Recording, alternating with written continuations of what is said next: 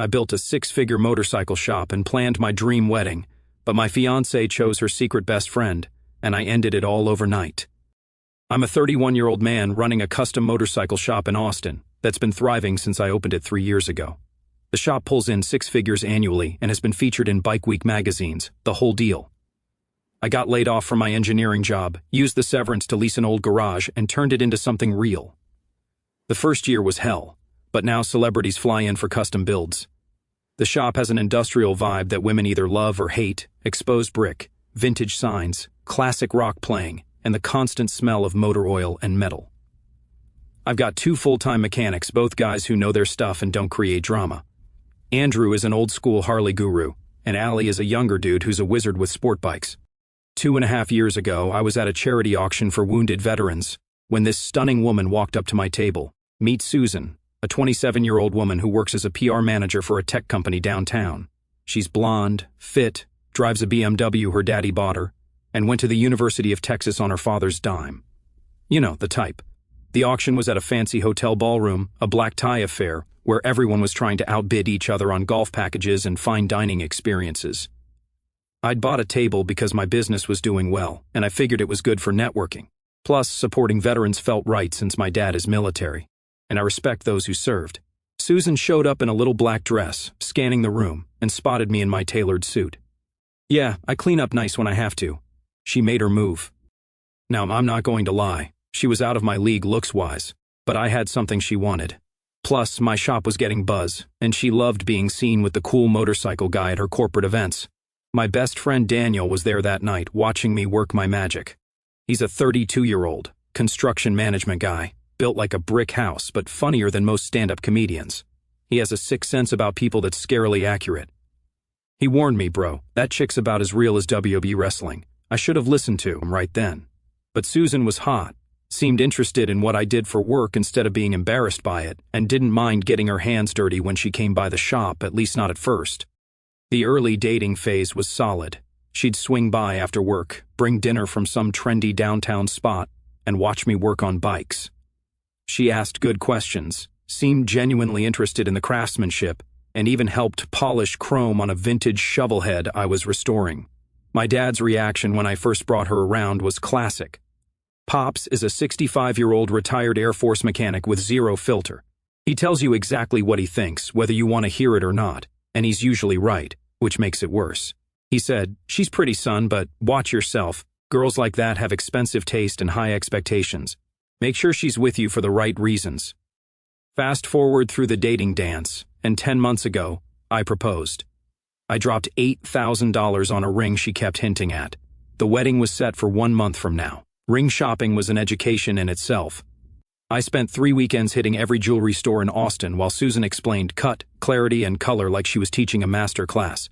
She had screenshots of her friends' rings on her phone for comparison, which should have been a red flag, but I was making good money and figured if I was going to do it, I might as well do it right.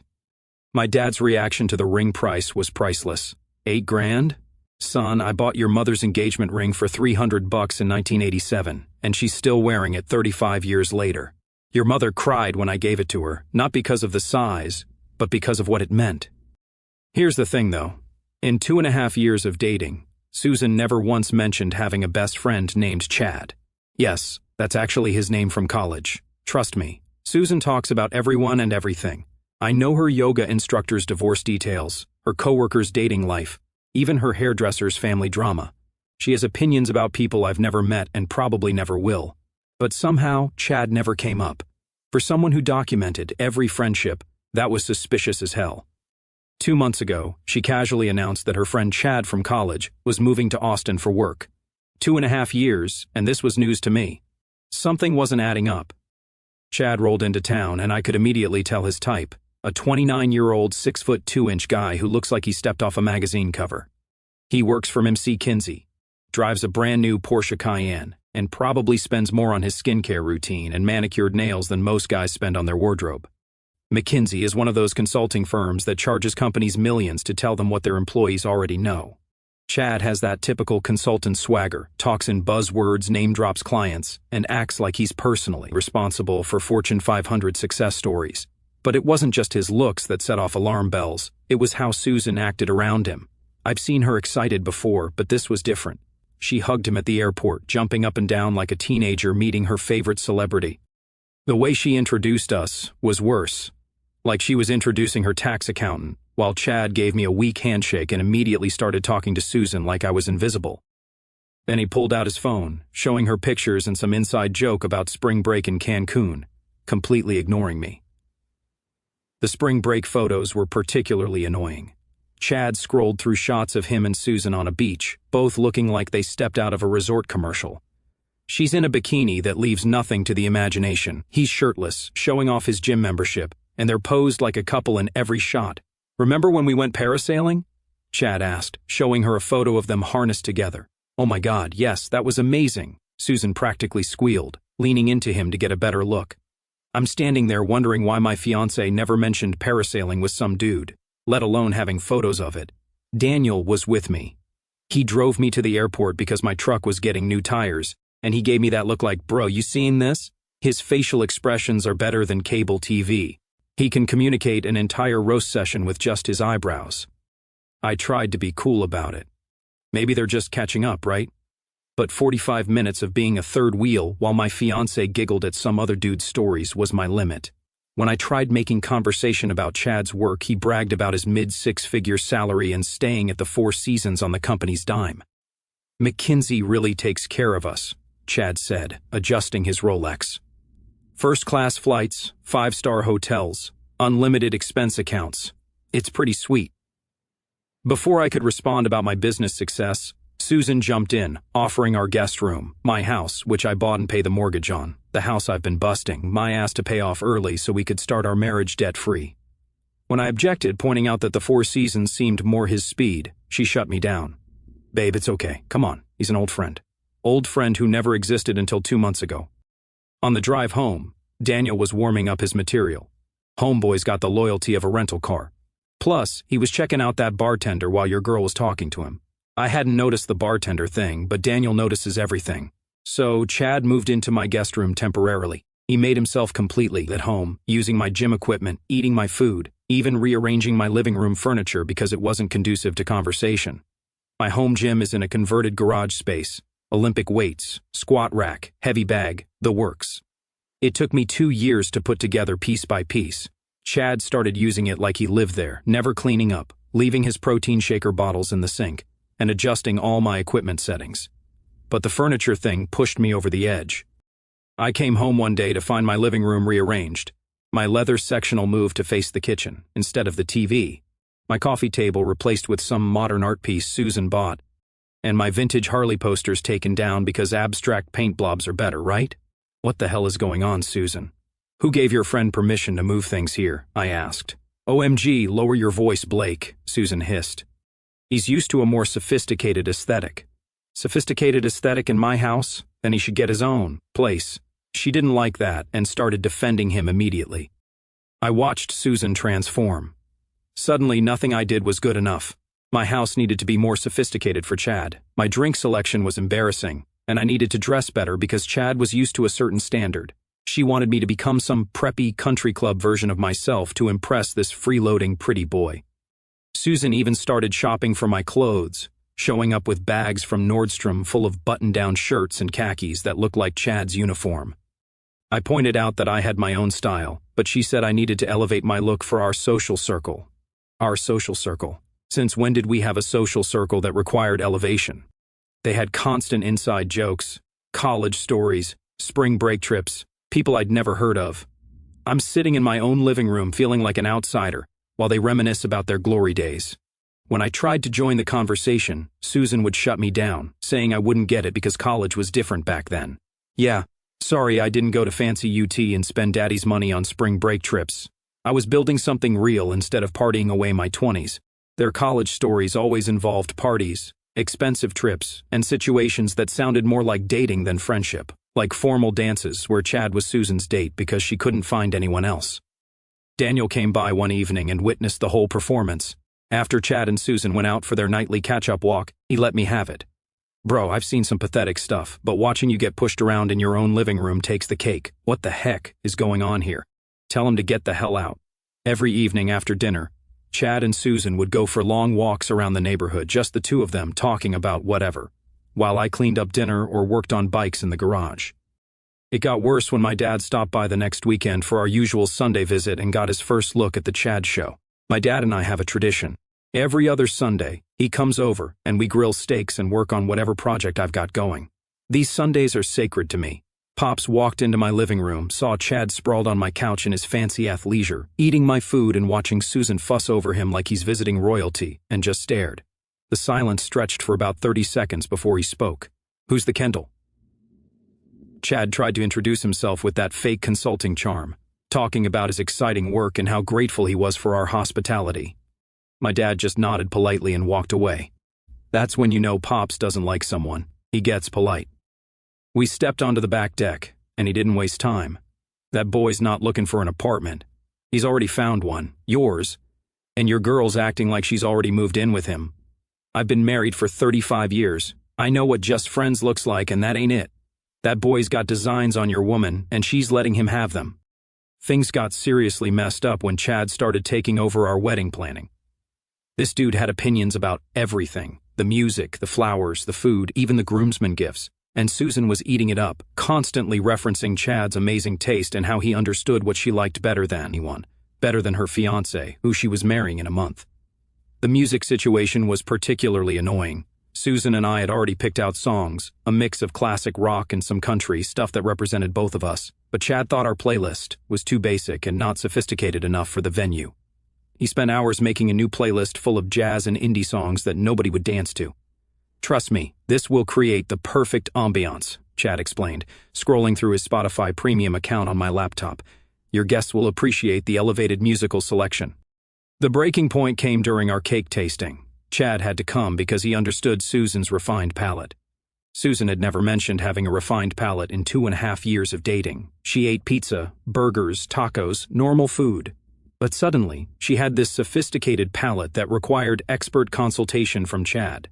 When we finally picked a cake, Chad's choice naturally, Susan turned to him with a look of pure adoration.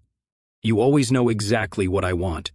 She asked Chad for approval on our wedding cake. This dude who'd been in town for weeks somehow understood what my fiancé wanted better than I did after 2.5 years. When I questioned why his opinion mattered more than mine, Susan called me insecure.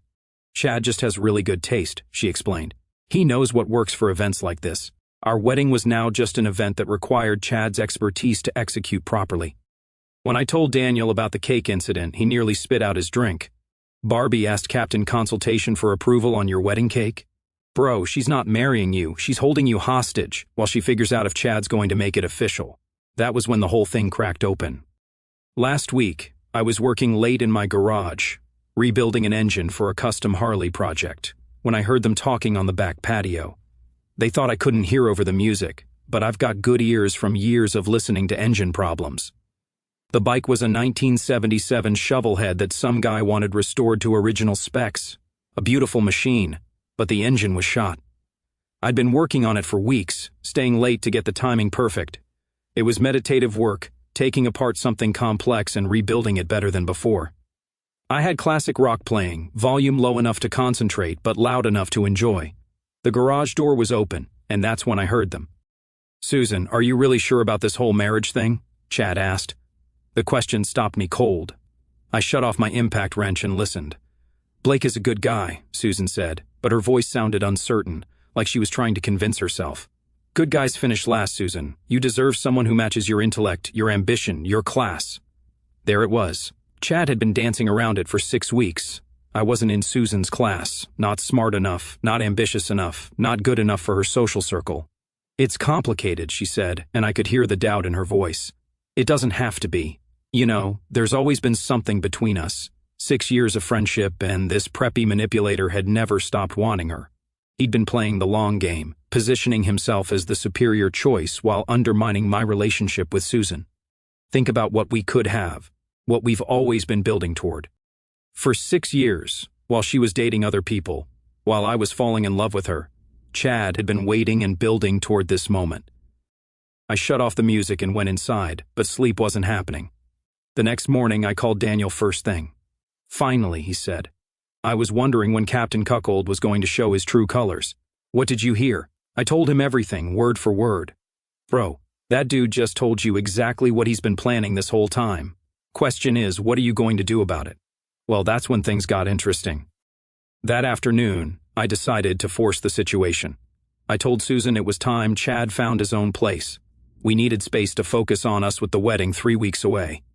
Chad needs to find his own place, I said when Susan got home from work. The wedding's in 3 weeks and we need to focus on us. The reaction was immediate and nuclear. She called me selfish for wanting Chad out when he was trying to establish himself in a new city.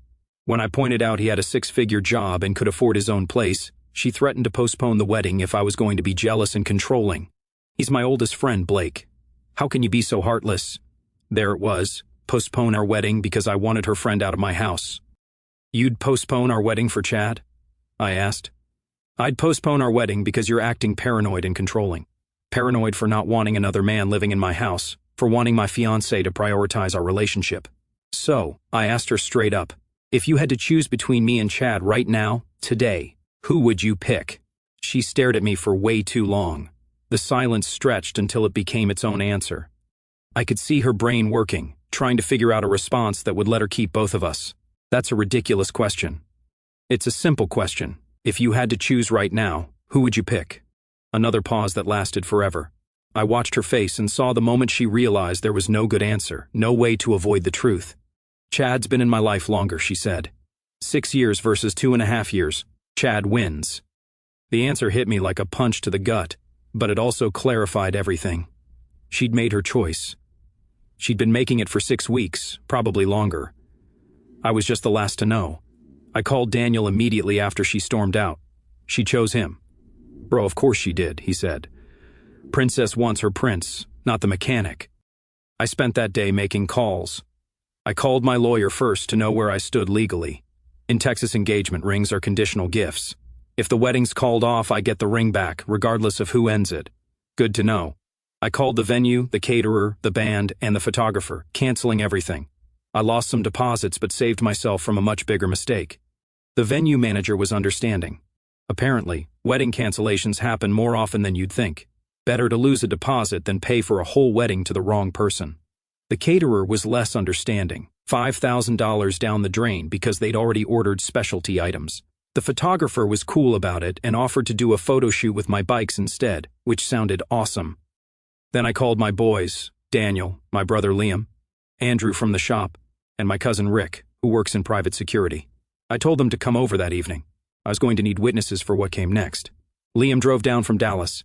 He's 2 years older and has zero patience for drama. Andrew closed the shop early and brought sodas. Rick showed up in his off-duty security gear, looking ready for trouble. Daniel arrived first, carrying a cooler of energy drinks and wearing his biggest grin. This is going to be better than pay-per-view. You finally going to grow a pair and kick these freeloaders out? When Susan and Chad got back from dinner, another meal I wasn't invited to, another decision made without consulting me. I was waiting in the living room with my crew and some paperwork. The look on their faces when they walked in was priceless. Chad went pale. Susan went red. Blake, we need to talk about this morning, Susan started, but I cut her off. Actually, we don't. Chad, you've got until tomorrow morning to get your stuff out of my house. Excuse me? Susan's voice hit that high pitch that means trouble. And Susan, here's your 30-day notice. You're moving out too. She looked at the eviction papers like they were written in a foreign language, then at me, then at my 4 buddies sitting there like a tribunal. When she saw I was serious, her face went nuclear. The whole scene played out as expected, her claiming I couldn't just take back an engagement ring, me explaining Texas law about conditional gifts, Chad trying to play peacemaker until Rick offered to help him find his room. Rick's got this way of standing that makes people nervous. 6 feet 4 inches, 250 pounds of muscle, and 20 years of dealing with actual problems. Chad took one look at him and decided cooperation was the better part of valor. Susan tried to argue that people can have friends of the opposite sex, and that I was being unreasonable and controlling, but the evidence was overwhelming. She'd chosen Chad over me, threatened to postpone our wedding for him, and taken his advice on everything from flowers to furniture. Ring, Susan. Hand it over. She threw the ring at me. I caught it midair. All that time tuning carburetors paid off. Fine, take your stupid ring, but don't come crawling back when you realize what you've lost. I know exactly what I'm dodging, I replied. Daniel couldn't resist. Give it a week. Money says they're posting couple photos by Friday. The next morning, Chad was gone. having packed up his designer luggage and skincare products and slithered back to his fancy hotel. Susan spent the day crying and throwing things into boxes while my boys made sure she didn't accidentally damage anything on her way out. Andrew and Allie helped her load her stuff into a U-Haul. By noon, my phone was exploding. Her parents, her sister, her bridesmaids, even some of her co-workers, everyone had something to say about what a terrible person I was for humiliating Susan like this. Her mom called first, screaming about how I'd embarrassed their family and destroyed her daughter's happiness. When I tried to explain that Susan had chosen Chad over me, she hung up. Her dad called an hour later, more reasonable but still angry. "Sir, I didn't humiliate anyone," I said. "I just decided not to marry someone who doesn't want to marry me." My dad was sitting next to me during most of these calls, shaking his head and occasionally commenting, "That woman's got some nerve, or these people are delusional." He added, "When someone shows you who they are, believe them the first time. Your girl showed you exactly who she was. Good thing you were paying attention." Her bridesmaids sent group texts calling me controlling and manipulative, unable to handle Susan having male friends. According to them, I was the problem for not trusting Susan's friendship with Chad. Male friends? Friends don't live in your house, rearrange your furniture, and tell you that you deserve better than your fiancé. Meanwhile, Susan was posting on Instagram about toxic masculinity and insecure men who can't handle strong women, painting herself as the victim. Her story was that I'd thrown her out for having a friend, that I was insecure and controlling. The comments were split between her sorority sisters supporting her version and people who knew the real story calling her out. A few mutual friends reached out privately, asking what really happened. Daniel was having a field day with her social media posts. "Look at this one. Sometimes you have to cut toxic people out of your life." "Yeah, good thing you cut yourself out of his life, sweetheart." Within 5 days of moving out, guess where Susan ended up? Chad's new downtown loft. What are the odds? Chad had found a furnished apartment in one of those luxury high-rises downtown, and Susan moved right in as his temporary roommate while she figured out her next steps. Their social media told the whole story in real time. Suddenly, they were posting photos together constantly with captions about getting through tough times with real friends and being grateful for people who truly support them. The photos got progressively more couple-like while they maintained the fiction of just being friends. First, it was innocent, but the body language in every photo told a different story. Daniel kept sending me screenshots because he thought I'd be mad, but honestly, I was relieved. Watching their little performance just confirmed I'd made the right call. Look at this caption. "So grateful for friends who really understand me." "Yeah, friends who understand you need to get naked together," Daniel quipped. My dad's take was simpler. "Son, actions don't lie. Those two are together now, probably were before, and you're better off without either of them." 3 weeks later, on what would have been my wedding day, I was at the gym when I met Julia. She's a physical therapist who owns her own practice and doesn't cry when someone disagrees with her. I'd been hitting the gym hard since the breakup, partly for stress relief and partly because I had extra time without wedding planning consuming my evenings. Julia was doing deadlifts at the squat rack next to mine, perfect form, lifting more than most guys in the gym. When she noticed me watching her technique, she smiled and asked, "Checking my form or just being creepy?" "Checking your form," I replied. "Most people lift with their back instead of their legs. You actually know what you're doing." We grabbed coffee after the gym, and she asked what I did for work. When I told her about the motorcycle shop, her eyes lit up. "That's so cool. Is it true that Harleys are harder to handle than sport bikes?" No shame about blue-collar work, just genuine interest and respect. When I offered to teach her to ride, she jumped at the chance. Julia is different from Susan in every way that matters. She's got her own money, her own business, her own goals. She doesn't need anyone to take care of her or validate her choices. When we go out to dinner, she insists on splitting the check until I convince her to let me pay. We weren't officially dating. I wasn't jumping into another relationship that fast, but we were enjoying each other's company as friends for now. When Julia met Daniel and my dad a month later, Daniel's verdict was immediate approval. "Bro, she looks at you like you're the only guy in the room, not like she's shopping for a husband." "Daniel, we're not dating yet," I said. "Shut up, dude. You're acting like it's rocket science." My dad's approval was even better. "Son, this one's a keeper. I can tell."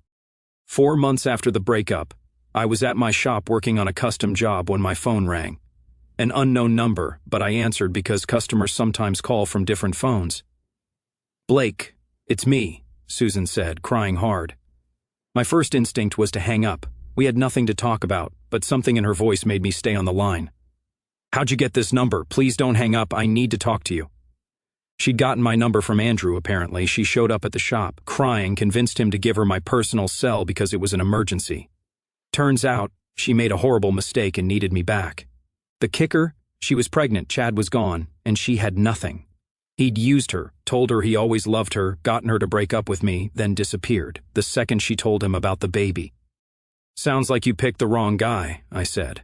"I picked wrong. You were the right guy. You're stable, dependable, good, and beneath your social class. I remember." "Blake, please. I have nothing." Chad moved back to Denver without telling anyone. My parents are furious with me. I can't afford my apartment alone. Apparently, his consulting firm offered him a transfer to Denver, and he took it immediately. Didn't tell Susan. Didn't discuss it. Just informed her 2 days before he left. "Call your friends. They had a lot to say about what a catch you were. They're not talking to me either. They think I'm an idiot for leaving you for Chad. Finally something we agree on."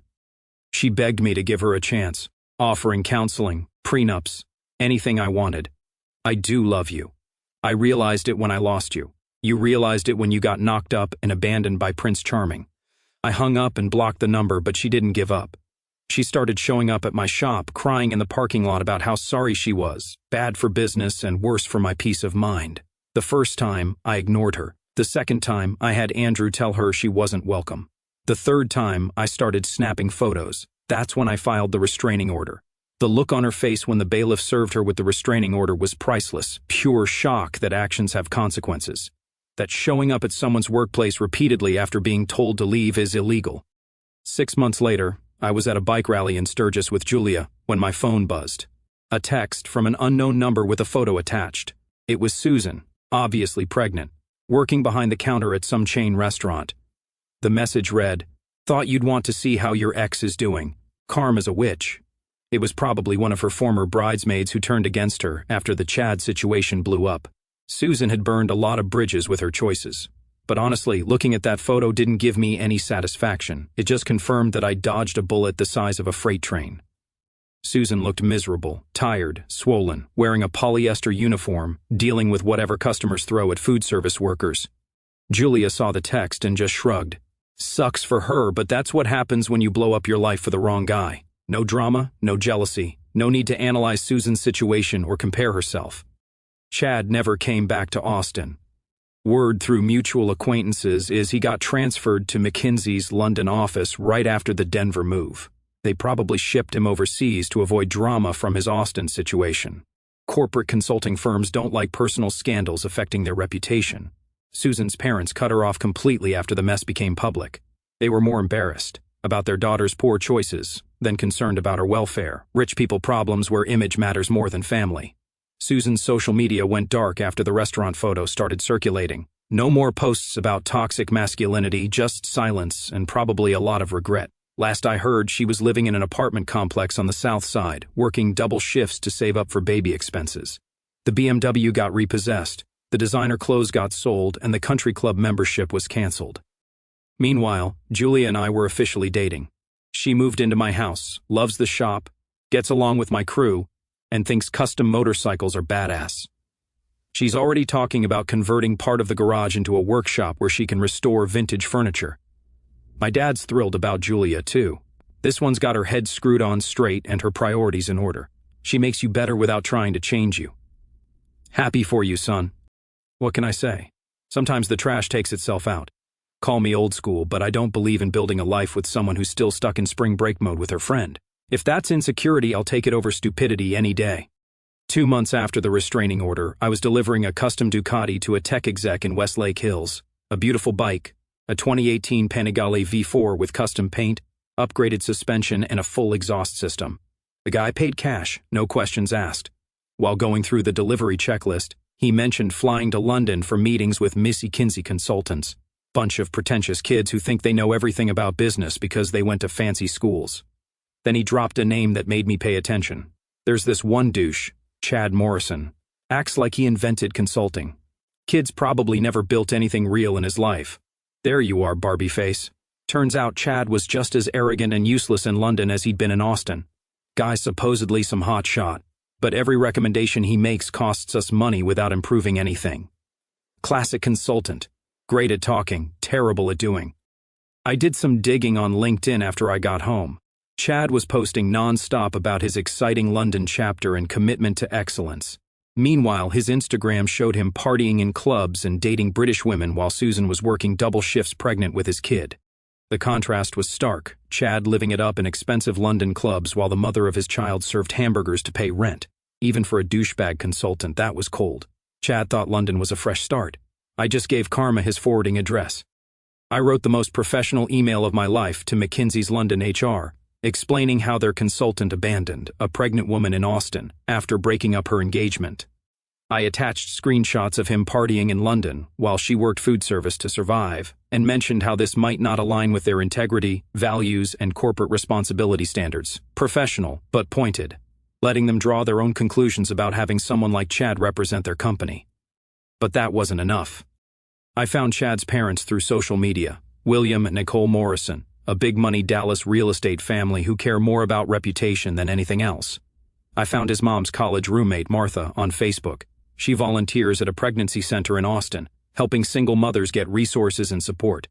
Funny how I accidentally ran into her at the farmer's market and mentioned knowing a struggling single mom, Susan, who got abandoned by some rich Dallas kid named Chad Morrison. Martha was horrified. Nicole Morrison's son? Oh my goodness, she would be mortified. She's always going on about Chad's success and character. She has no idea. 3 weeks later, my client called about commissioning another bike. Hey, remember that Chad guy from McKinsey? Got pulled from London and transferred back to Dallas. Some HR issue and family pressure. Looked miserable during our video call. Chad's Instagram told the whole story. London party pics stopped dead, fancy restaurant photos disappeared, and one sad post from a basic Dallas office building read, "Excited for new opportunities back home." The comments were brutal. London friends asking what happened. Dallas family friends posting fake sympathy messages. Someone tagged Susan, asking if this was her baby daddy, which led to people connecting the dots. Turns out, Martha didn't just call Chad's mom. She organized a Highland Park ladies' intervention, getting all her friends involved and making it a community issue. Nicole was so embarrassed she yanked Chad back to Dallas immediately. She made him quit McKinsey, forced him to work for his daddy's real estate company at a fraction of his consulting salary, and, most importantly, made him set up a trust fund for Susan and the baby to avoid further scandal. The trust fund was the best part. Chad went from a 6-figure consulting salary to working for his parents under strict supervision, paying monthly support to the woman he'd abandoned, all because his mommy was embarrassed by his behavior. So now Chad's stuck in Dallas working for his parents, financially supporting the kid he tried to abandon, and his consulting career is toast. Susan's getting monthly payments that probably beat her restaurant wages. Plus, she qualified for healthcare through the trust fund. I didn't lift a wrench or throw a punch. Just let karma work through LinkedIn and soccer moms. And remember, folks, if she ever tells you he's just a friend, smile, nod, and start collecting receipts. Peace out.